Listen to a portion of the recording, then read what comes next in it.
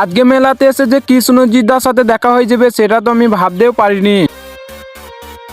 আজকের দিনটা ছিল আমাদের গ্রামের ঝুলন যাত্রার তৃতীয় দিন, তাই আজ আর বেশি দেরি না করে সন্ধ্যা হতেই বেরিয়ে পড়লাম ঝুলন যাত্রা দেখতে।